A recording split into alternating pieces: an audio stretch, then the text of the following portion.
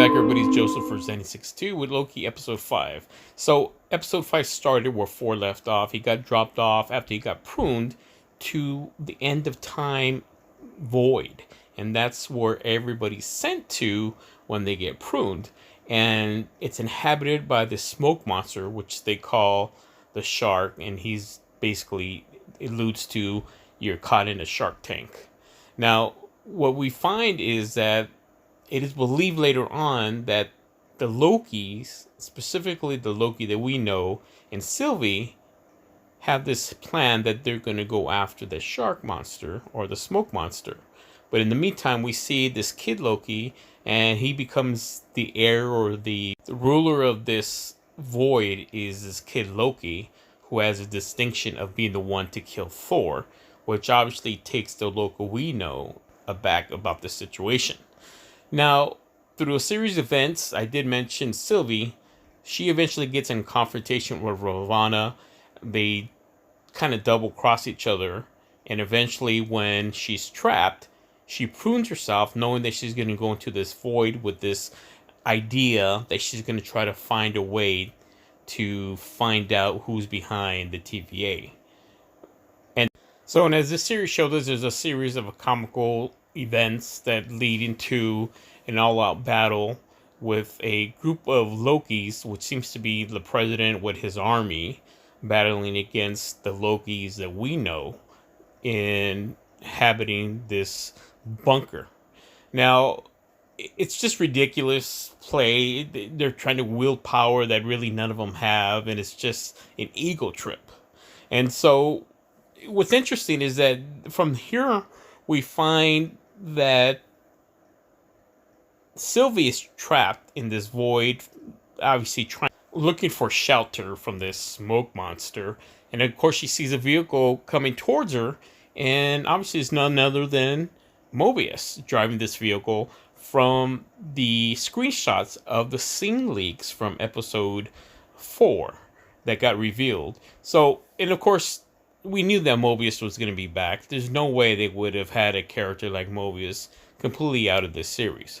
And so at this point, there's tons more questions than answers. They really kind of go back and forth, kind of reiterating scenes from the past of what's going on, and you're here and you're there. And, you know, this revelation that Mobius has is that the TVA is not all what it cracks up to be or seems to be, which is inevitable that was going to happen. And so, again, reiterating that this episode didn't really give us anything forward to look for. And too much time, in my opinion, was spent on this kind of love situation between Loki and Sylvie. And it's probably not even necessarily love, but it's loving themselves.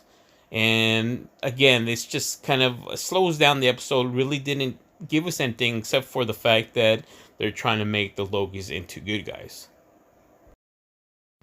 The one aspect of this episode was the landing through this void of the USS Aldridge. Now, if you know your history, this was a destroyer in World War II that participated in the Philadelphia experiment. That, in the mystery of it, or the theory behind it, was that this ship disappeared. And of course, they capitalized on that because the whole point of it was a cloaking device that was trying to be utilized to defeat the enemy in World War II. So whether or not this has any relevance for future events, probably not. But it was a little nod that I thought was interesting in this episode. So we do come to the end of the episode where both Lokis decide that they're going to go to the belly of the beast, inside the belly of the beast.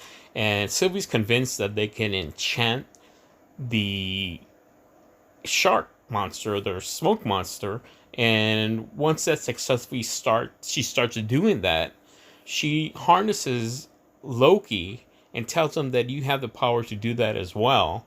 And they do successfully enchant this smoke beast. And it's similar to what I suspect it's like the unveiling or the behind the curtain situation where things start opening up, almost like in The Wizard of Oz. Is this possible that we're going to see who is behind the TVA? Let's hope so, because there's only one episode left. And as you see in front of you, you see the environment that they're in kind of splitting open, and there's something behind it. It looks like a castle, and you see a different view of what land or what timeline they're in. Now, this episode was somewhat interesting, but again, didn't push the narrative forward, for the exception that we know the kid Loki killed Thor. But the other thing is that not anybody, not even Ravonna, knows what's going on in TVA, which leaves, again, more questions than answers. And hopefully they get it, wrap everything up by episode 6. And if not, if they leave us hanging in episode 6 with no really concrete answers, it's going to be a long wait for season 2 to have any wrap up or clarification of what really happened. So overall, again, I hate to say this, but this episode, even though they had some great, interesting aspects to this episode, it was not fulfilling to me. I hate to use the word lackluster, but as good as the series is, I expected more for this episode, because not unless they, jam-packed tons of information in episode 6, it's going to leave us wanting, like, oh, that was kind of a letdown. But having said that, let's hope for the best. Keep it here on Zenny62, and don't forget to like and subscribe.